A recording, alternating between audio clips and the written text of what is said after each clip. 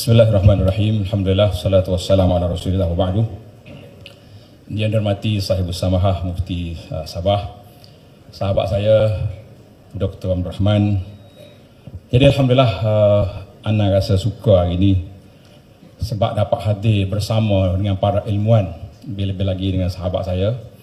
Tapi ramai orang tak cuma belakang, kata Ustaz Mai aku buat petik nama Abu Anas tu kena bangun dia. Yang pertama, itulah yang kita nak, keharmonian dalam masyarakat. Mana-mana yang khilaf diperbincangkan, bukan duk main tek kat belakang. Tak tahu ni semua benda hak tak setuju bagi label Wahabi, kata orang habis cerita. Sedangkan fatwa Sabah Wahabi sesat, fatwa negeri lain Wahabi sesat. Apa boleh kau Ustaz Mai kita ambil sahabat kita, kita tok gambar dia tulis Wahabi? Bukankah itu menyesatkan orang secara direct, secara sarih, bukan mengkafirkan? Ustaz Mai kata tak ada kafir lah ni, kafir. Sebab dia kata Wahabi menyamakan Allah dengan makhluk. Tiba-tiba kita ambil orang ni, orang kita tak kenal, dia kita tak gambar dia, pakoh tulis Wahabi. Jadi minta benar lah supaya pihak majlis agama kena menangani masalah seperti ini. Sebab benda ni berat. Tuduhan-tuduhan melalui fake account ni bukan mudah. Tapi walau macam mana pun, ada orang kata LOD lah Ustaz, kata kecil LOD, kita suruh kaum malaikat jawab. LOD malaikat lebih sedap. Cuma ingatlah, kalau Ustaz Mai boleh ulah dipersilakan, tapi bagi anak secara peribadi, hubungi kita sahabat. Anak suka sangat bila Ustaz Mai sebut banyak kali, kita nak harmonikan. Mana-mana kecelarukan, boleh je diperbincangkan. Nah, tadi kes mana tadi awak sebut tadi, masalah ahlul hadis tadi, ulama terlupa tu dia. Jadi dia boleh takwil, dia boleh syarah, dia boleh sehingga harmonikan, tidak mengeluarkan orang tu daripada daerah Islam. Apa yang disebut oleh Sahibus Samahah tadi, kita nak keluarkan orang daripada ahli sunnah, nak keluar daripada Islam, bukan satu benda yang mudah, bukannya main dengan fake account.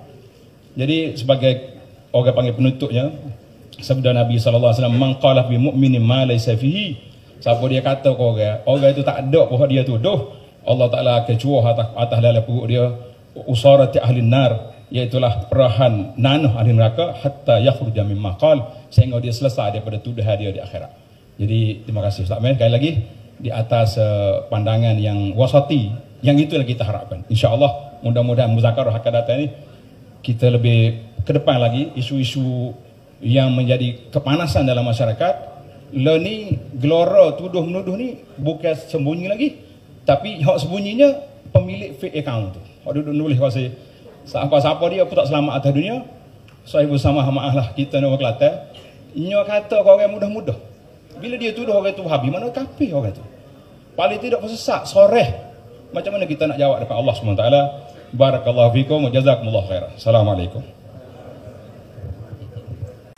Isu mujassimah dan musyabbihah ni, tahap mana sebenarnya Wahabi di Nusantara ni?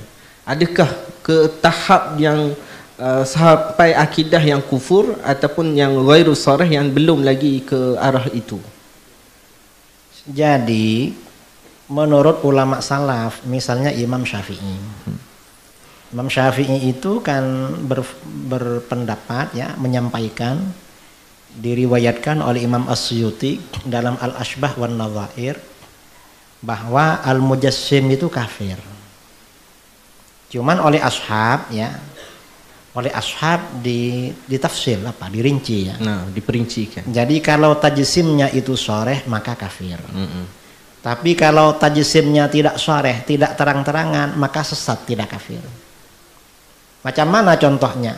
Misalnya ada orang mujassimah mengatakan Allahu jismun kal ajsam, Allah itu berupa benda seperti benda-benda yang ada. Itu kafir karena tajsimnya terang-terangan. Tapi kalau tak terang-terangan, Allahu jismun la kal ajsam, Allah itu benda tapi tak sama dengan benda-benda yang ada, maka ini tidak kafir karena tidak shareh. Nah, yang di Malaysia, Indonesia itu kira-kira masuk yang mana? Paling tidak sesat mereka. Walaupun tak kafir, paling tidak sesat.